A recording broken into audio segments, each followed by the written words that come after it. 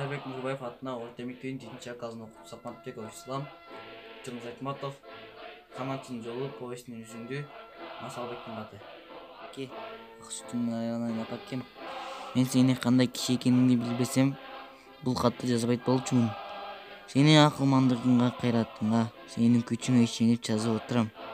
Ошентсе да эмне деп түшүндүрүп, эмне деп айтууга сөз таба албай, алакандай ак баракты тиктеп отурган кезим. Акыр түбү менен кылган ишимди туура деп табарсың. Мен ага өзүмө ишенгенде ишенем. Ооба, апа, сөзсүз мени туура дээрсиң. Антсе да түшүнсөң да жүрөгүңдүн түпкүрүндө мага деген айтылбаган сурооң калар. Балам, кантип өз өмүрүңдү кыйдың? Адамга бир гана жолу берилчү бул жарык дүйнө менен кантип өзүң эле коштошуп кете бердиң? Мен сени эмне төрүп, эмнеге өстүрүп чоңойттум? Ооба, апа, энесиң. Сенин бул сурооңо тарых кийин жооп берер. Ал эми менин айтаарым, согушту биз тилеп алган жокпуз. Бул көптүн башына келген кыйын иш.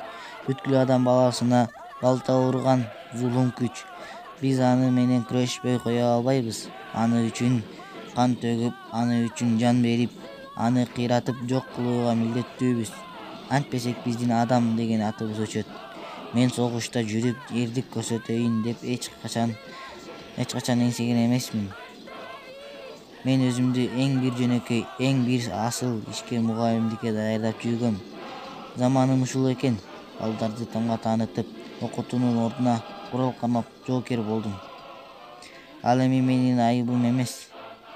Бир сааттан кийин менин мекеним тапшырган ишке барып, кайра кайтпаймын. Дын талуулуу жерине барып, аны кыйратып, өзүндө жок болом.